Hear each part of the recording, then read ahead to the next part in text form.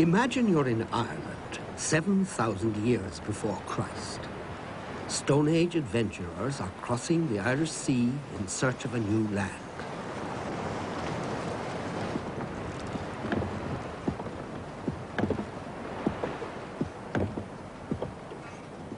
A 1,000 years earlier, they could have walked here.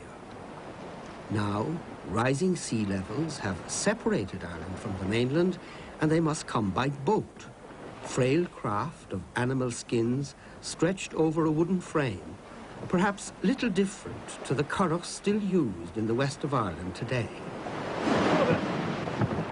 In Ireland, the past is always with you. It lives in the ways of the people, in their imprint on the land. It lives in their legends and beliefs, and in their language.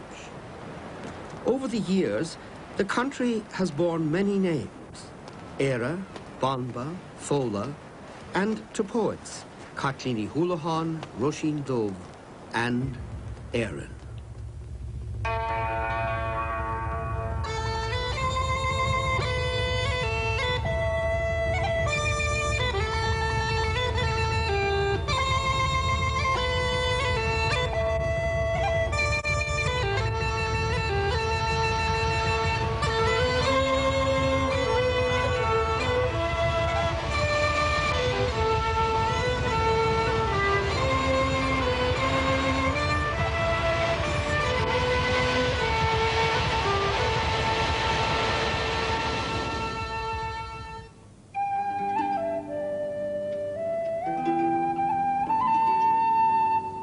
In the last ice age, the face of Ireland was wiped clean.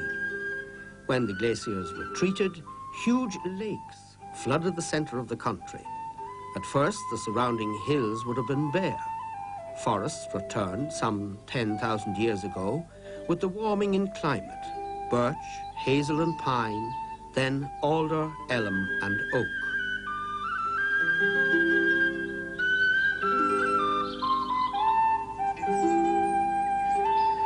Today, most of the trees are gone, but fragments of the great Stone Age forest still survive: the ancient oak woods of Killarney and the wooded islets of the Gira on the River Lee.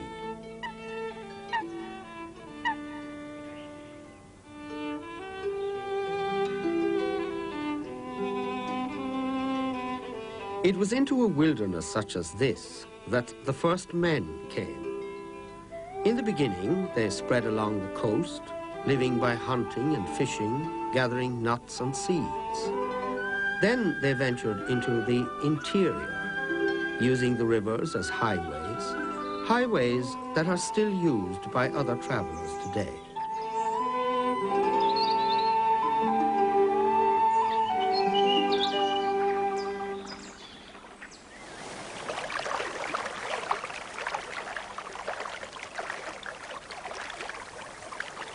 Salmon were running the rivers of Ireland long before the first human colonizers arrived, and they've taken their place in the landscape of myth and legend.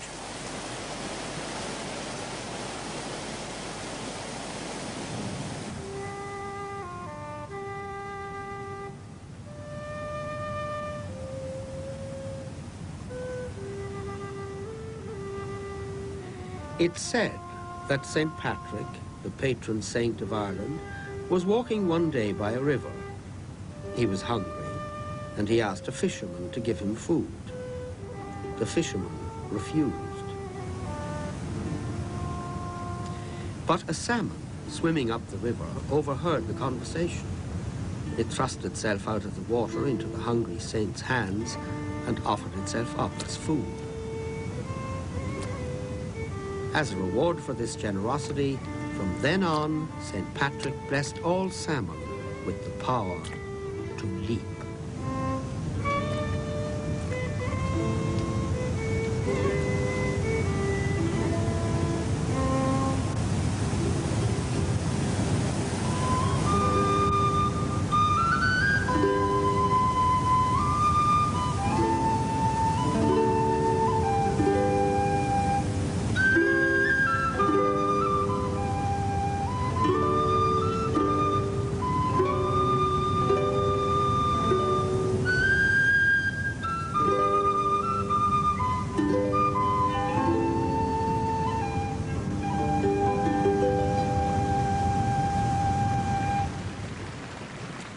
The generous runs of salmon enriched the diet of the Stone Age people, as well as trout and eels from the lakes and rivers, bass and flounders from the estuaries and the sea.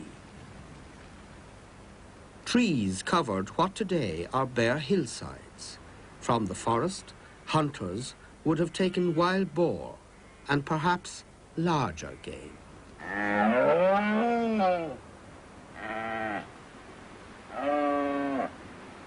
Red deer, the only kind native to Ireland. They would have been quite a prize for those early hunters.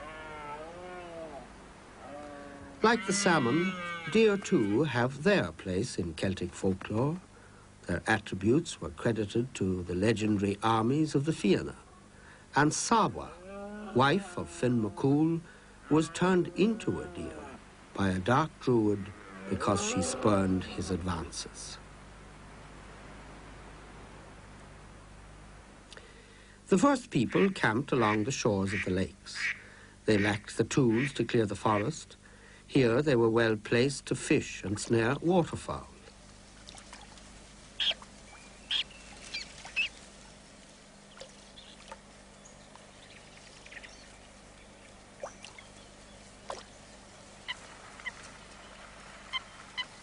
Few traces of those early settlements remain. They were swallowed up by a great change in the Irish landscape.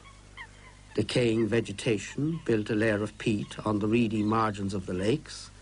The peat gradually thickened, and eventually the reeds were cut off from the nutrient-rich water.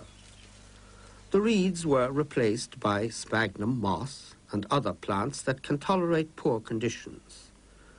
The bogs are so low in nutrients that some plants, like the sundew, supplement their diet by eating insects.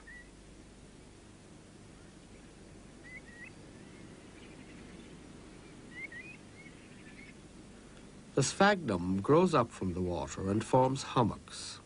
When the hummocks reach a certain size, their tops dry out, and they're colonized by sedges, lichen, and heather. The gaps between the hummocks become new pools, and the whole process is repeated.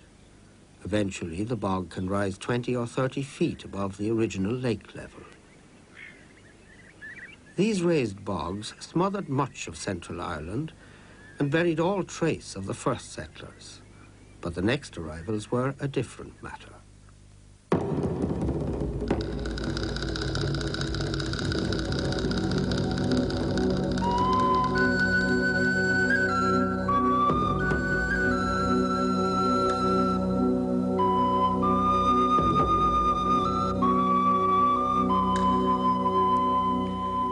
5,500 years ago, a new people reached Ireland, bringing with them a revolutionary way of life.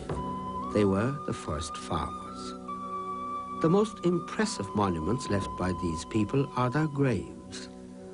This is the great passage tomb at Newgrange in the valley of the Boyne. At dawn on the winter solstice, the rays of the rising sun shine straight down the tunnel to the very center of the mound. Some of these tombs are huge. Newgrange would have dominated the landscape for miles around. Others are but a shadow of their former selves. Centuries of erosion have stripped away the turf and stones, leaving just the bare bones of the largest rocks, and some were never more than the resting place of simple farmers.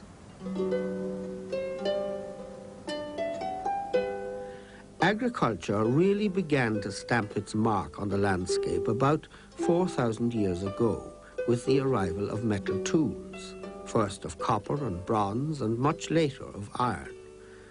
From the Iron Age to well into this millennium, circular fortifications like this cashel at Caherconnell in County Clare sheltered the farmsteads of rural Ireland.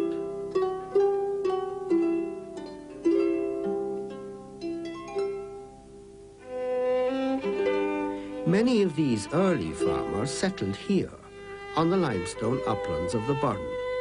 It may look bleak and inhospitable, but the appearance is deceptive. This stony plateau lies close to Ireland's Atlantic shore and the warming influence of the Gulf Stream. And the climate is warm enough for grass to grow right through the winter months.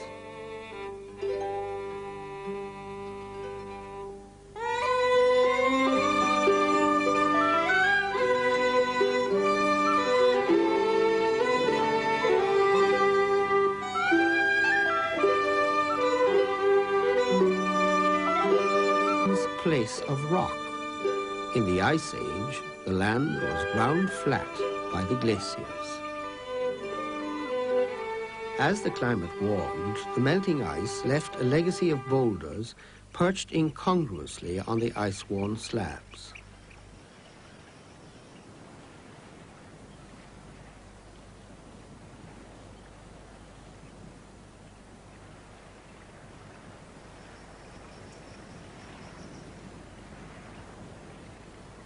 Since the glaciers retreated 13,000 years ago, to percolate perhaps into subterranean caverns beneath.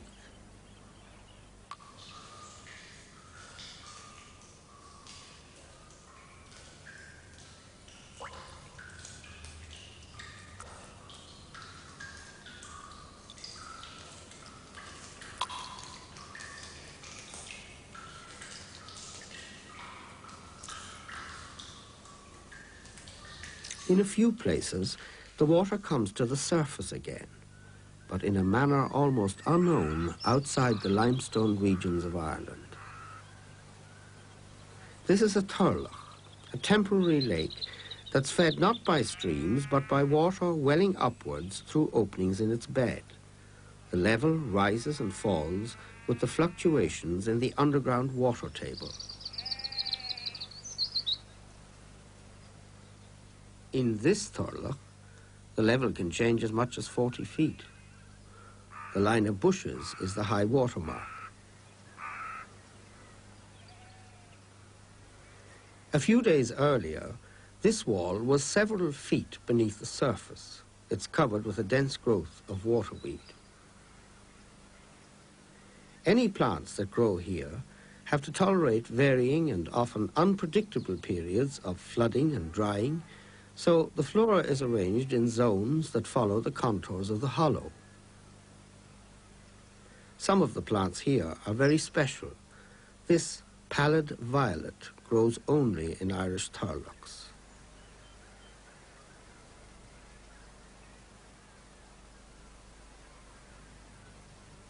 Sometimes in summer, the banks of the hollow are lined with what look like sheets of parchment laid over the grass.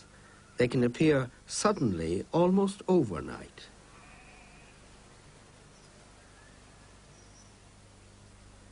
They're the matted remains of microscopic thread-like algae that have been stranded by a fall in water level. Algal paper.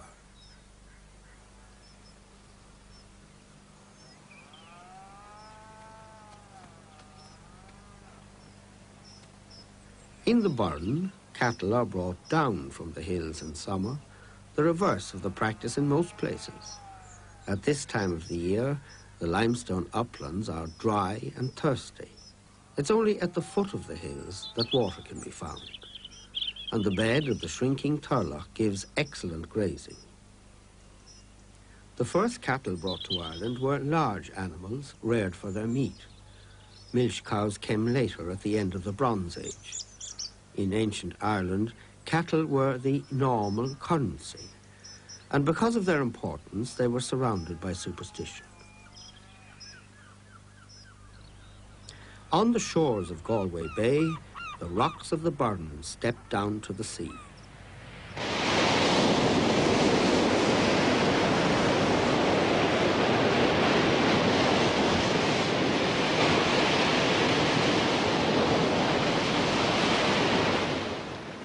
At the edge of the Atlantic, a stoat is hunting.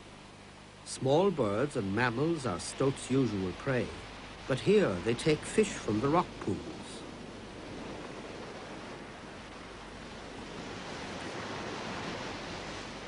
Stoats were among the few mammals that reached Ireland before it was cut off by the rising sea level. Their smaller cousin, the weasel, never made it, nor did the snakes that St. Patrick is said to have driven out of Ireland. Celtic folklore is rich in tales of stoats. To some, they were witches in animal form. It was thought they could spit poison. There's a story of a stoat poisoning a farmer's jug of milk in revenge for disturbing her kittens. Children were warned by their parents to avoid being spat on by a stoat, or they would never grow. Like so many objects of fear, the stoat was given complimentary names. In Connemara it's called An Bheinin Uasal, the noble little lady.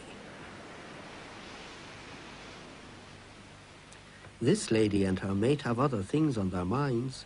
To see stoats coupling is rare indeed.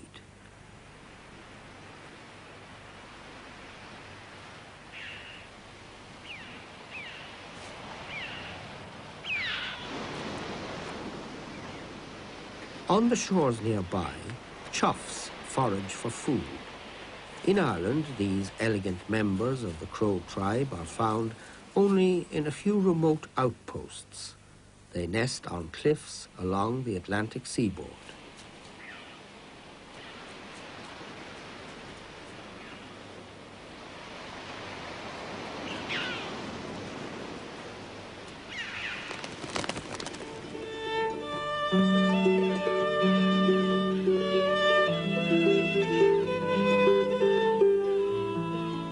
Just as the choughs seek security on the cliffs, so too did human settlers. This is the Iron Age promontory fort of Dubh-Chathair, the Black Fort, on Inishmore, one of the Aran Islands. There's just a scattering of forts like this on Ireland's western cliffs. Their origins are mysterious. Were they built by the native people of the time?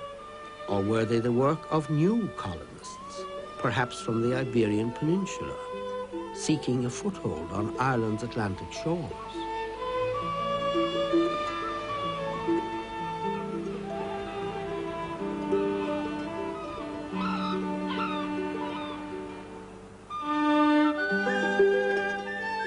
Fewer doubts surround the origins of ring forts.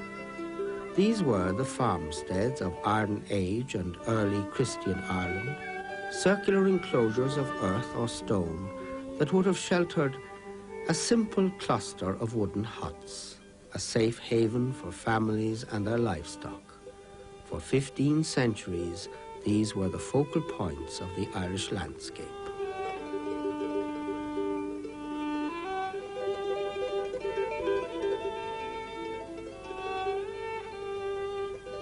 Most ring forts were the homes of ordinary people, but a few have grander associations. Bailborough, near Killaloe, was the seat of the 11th century king, Brian Boru. Tradition claims it was part of a barrier he was building across the Shannon to flood the homes of his enemies. Long after their true function has been forgotten, strange beliefs still surround these ancient ring forts, affording a different kind of protection for their new occupants.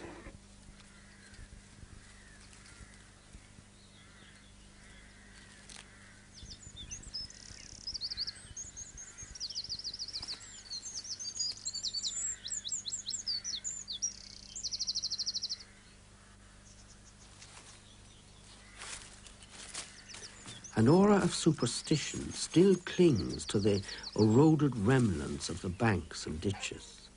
Few people come here. The trees grow undisturbed, a haven for the wild.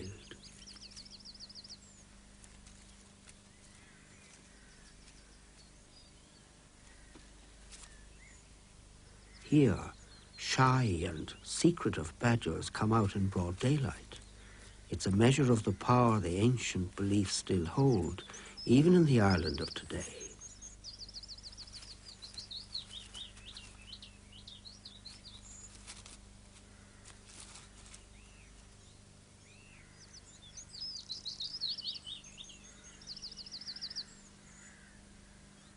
Ring forts were fairy rings, the home of the good people, where the music of the fairy piper might still be heard on a summer's night.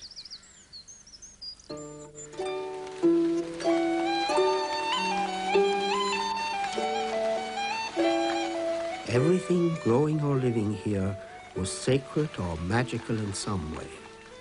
The elder was an evil tree, because it said Christ's cross was made from elder. To fall asleep under an elder tree could be fatal or, at the very least, result in madness, and an animal struck with an elder stick would grow no more.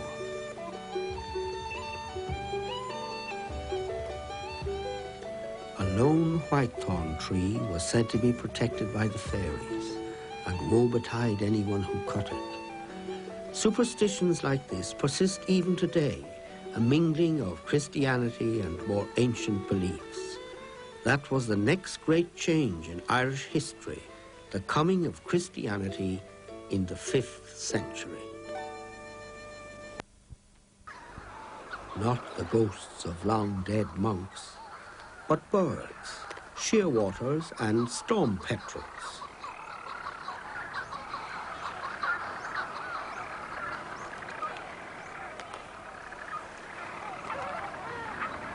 The cells have new tenants now. Petrels nest between the stones of the ancient walls.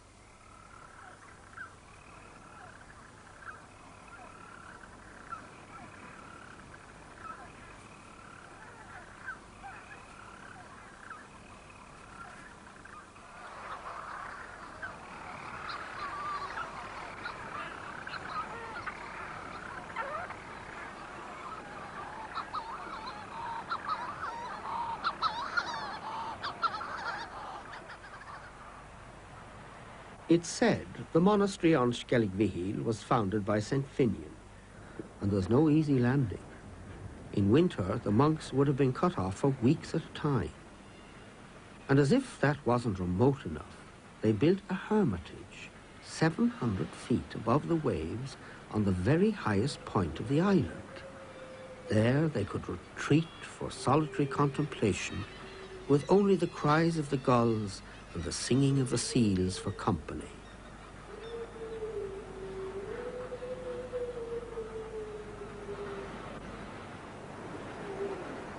The evocative call of the seals found an answer in the Celtic imagination. In folklore, seals were half human, the souls of drowned people. To kill a seal would bring bad luck. It might once have been a man. A seal could change into human shape. It might return to land as a woman, marry and rear a family. But she would never be happy on land, and sooner or later the sea would claim her again. The sea people can never be content, for it is given to them that their sea longings shall be land longings, and their land longings shall be sea longings.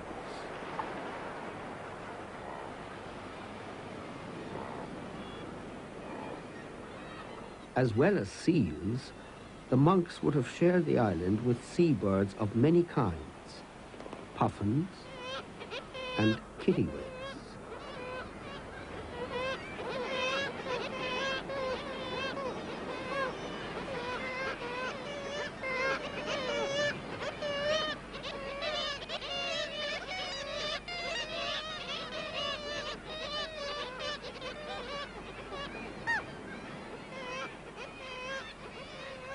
The cliffs of Skellig Vihil still ring with their calls today from Skellig Vihil.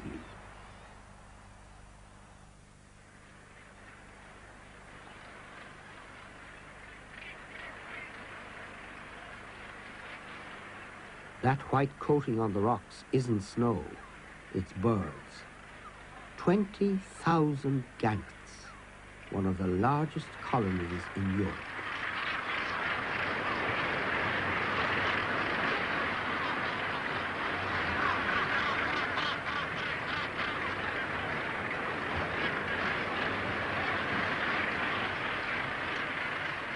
Like the monks before them, the Gannets come here for peace and security. But for the monks, the security was an illusion. Despite its remoteness, the monastery was repeatedly sacked by Viking marauders. The Vikings reached the Irish coast in the 8th century, but they left little permanent mark on the landscape. Their successors were a different matter. In 1170, the Normans landed in County Wexford. They brought with them a new way of life and new animals, fallow deer.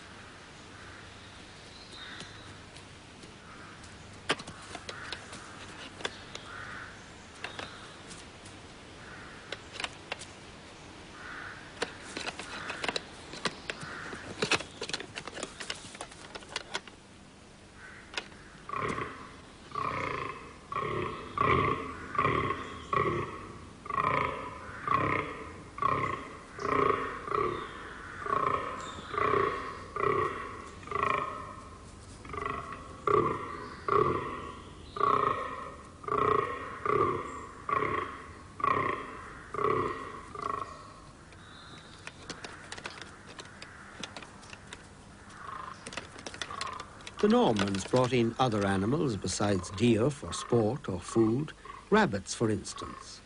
Over the centuries there were many more introductions to the Irish countryside. With the rise of the big houses, new trees were planted. Beech, sycamore, horse chestnut.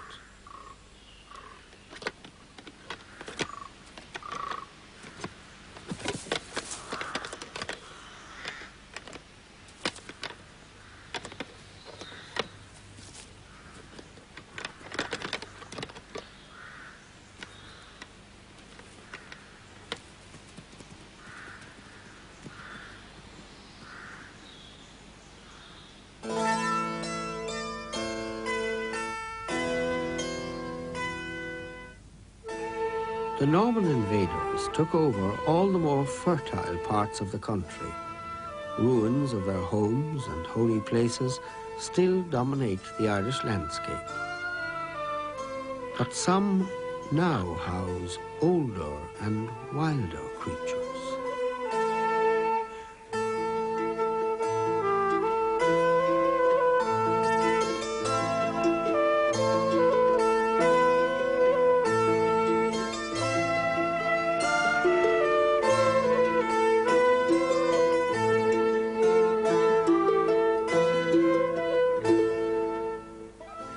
With the Normans came a more organized pattern of agriculture.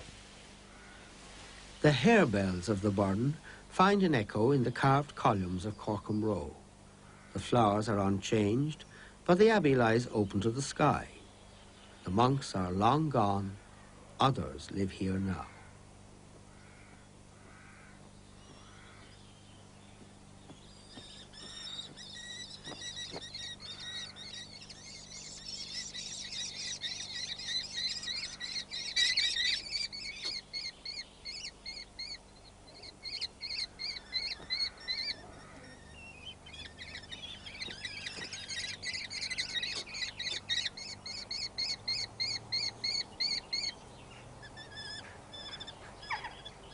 In a niche in the wall where once a roof beam might have rested, a kestrel has her nest.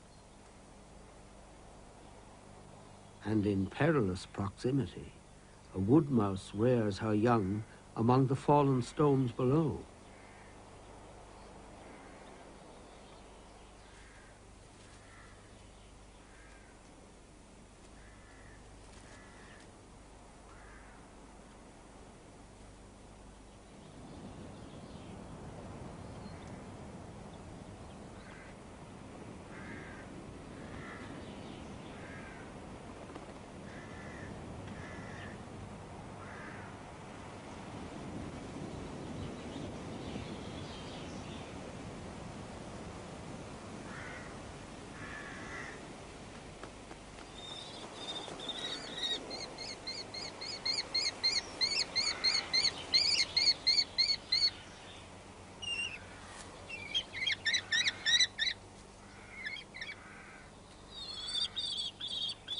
not far from the Abbey, another old building has a new tenant.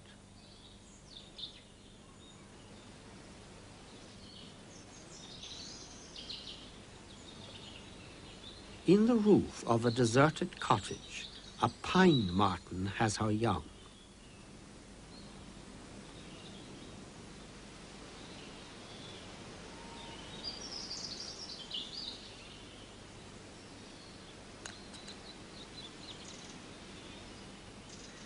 The Irish name for pine marten is cut cream, meaning tree cat.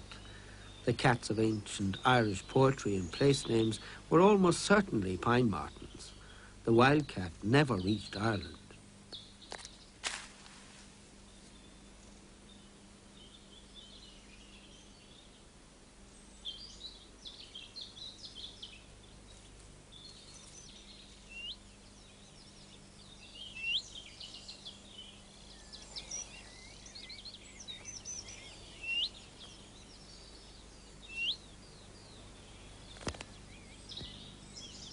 Pine martens will eat more or less anything: fruit, nuts, beetles, worms, frogs, carrion, and small birds.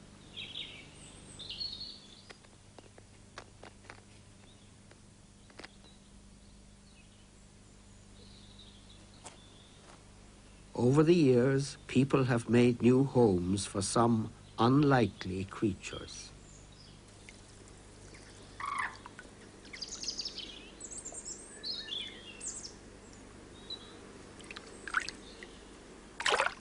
An otter, but it's not in a natural lake. It's fishing in a lordly lily pond, taking advantage of the early morning quiet before the estate comes to life.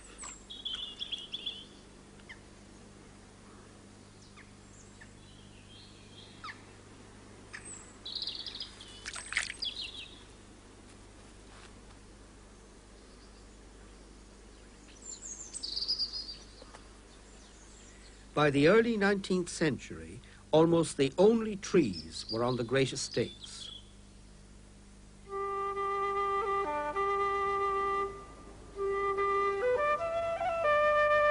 The population had risen to 8 million. So great was the demand for timber and firewood that outside the walls all the trees were cut. The people turned to the peat bogs for fuel. Then came the famine. Almost 1 million people died, and twice that number fled abroad. The population has never recovered.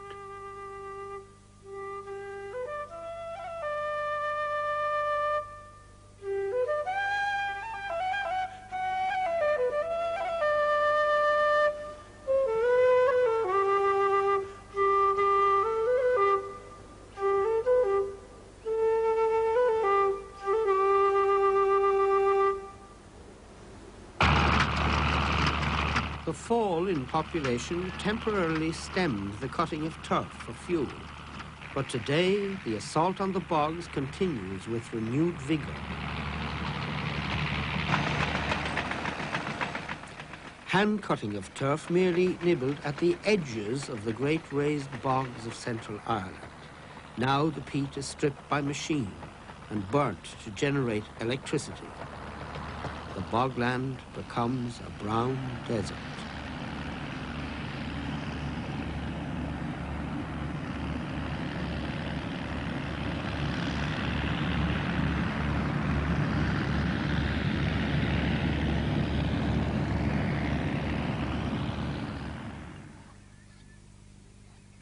There are still some places where the land is managed in a more traditional way. The Shannon callows still flower with the richness of centuries ago.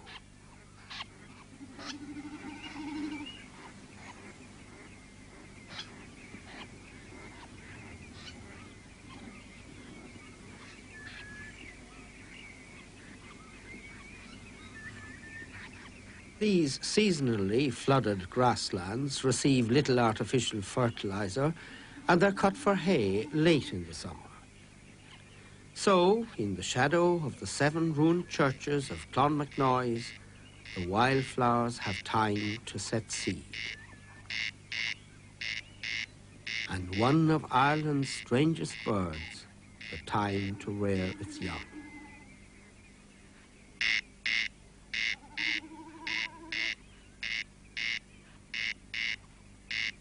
The corncrake, more often heard than seen.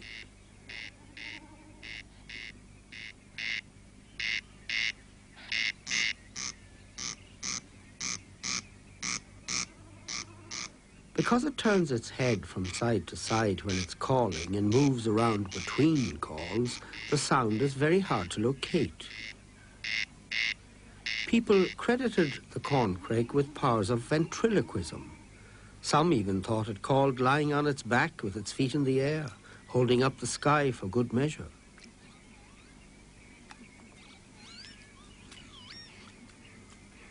Corncrakes disappear in autumn. Some believed they hibernated. In fact, they fly to Africa for the winter.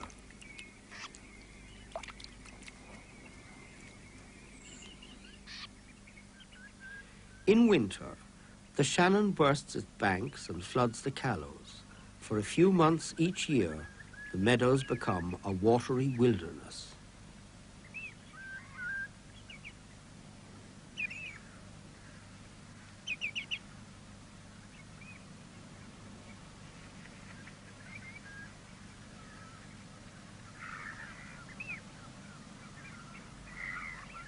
These shallow lakes and lagoons attract wildfowl by the thousand. Ducks and waders from northern Europe, swans from Siberia, white-fronted geese from Greenland.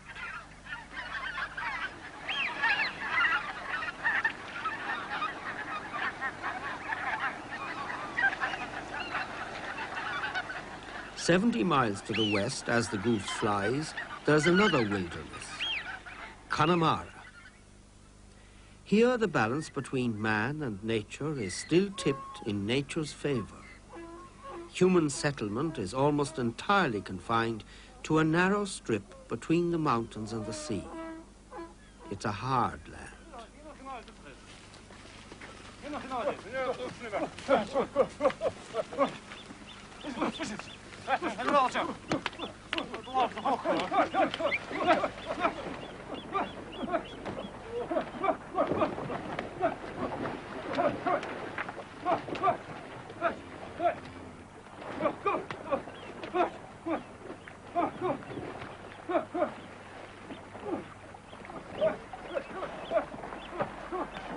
Grazing is so scarce that every possible patch of grass has to be exploited.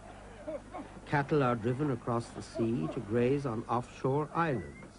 They swim as much as half a mile. The first time they make the journey, they have to be forced, but after that they go willingly. They learn to associate the swim with the better grazing on the other side. The traditional canvas curragh is still made and used here, alongside the heavier wooden curragh more suited to the rocky shores.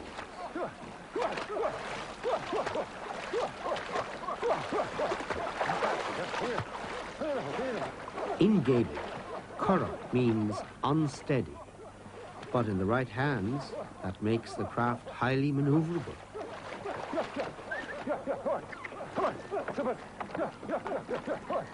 It's the ideal boat for driving cattle.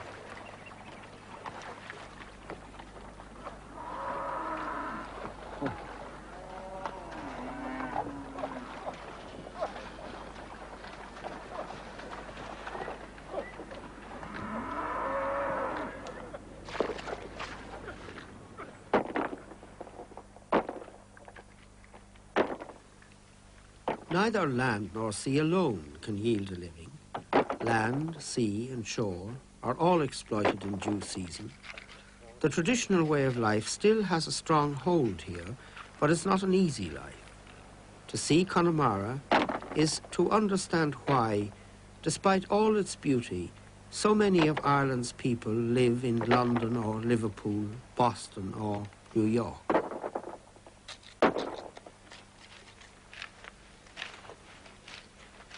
seaweed is still harvested on the Connemara shores. Most of Connemara is bog or barren rock. There's little good soil. Seaweed was spread on the land to create humus. The small plots of cultivated ground owe their fertility to generations of enrichment with seaweed. Just as each household has the traditional right to cut turf or peat from a strip of bog, so too they have rights to gather seaweed from a particular section of the shore. Such rights are still jealously guarded today.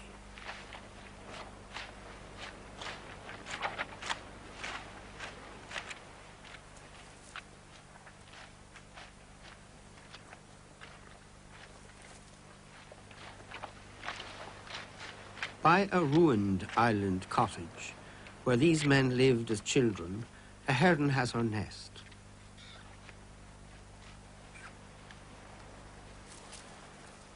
In Connemara there are few trees, and herons often nest in very low bushes on lake islands. Many country people call herons cranes, but there are no true cranes in Ireland.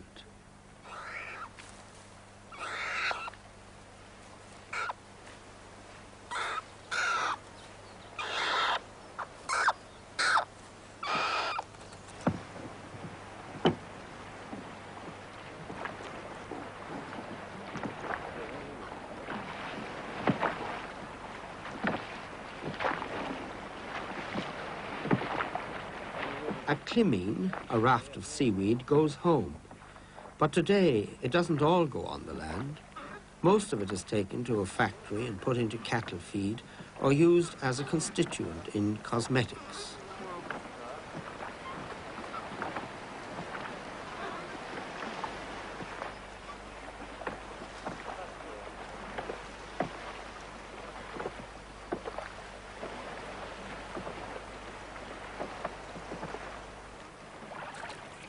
Ireland is one of the last strongholds of the European otter. Otters would have been a familiar sight to the people who have wrested a living from these shores over the centuries. Like so many of Erin's creatures, they too have taken their place in local beliefs. An otter with 8 black points, nose, tail, 2 ears and 4 feet, was called a king otter. A king otter's skin, carried in a boat, was said to protect against ill fortune.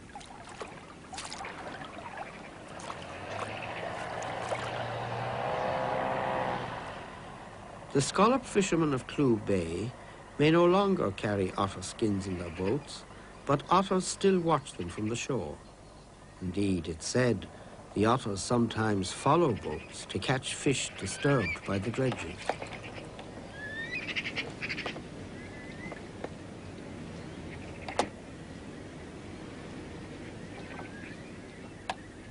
People and animals hunt side by side, much as they might have done when those first colonists reached Ireland's shores 9,000 years ago.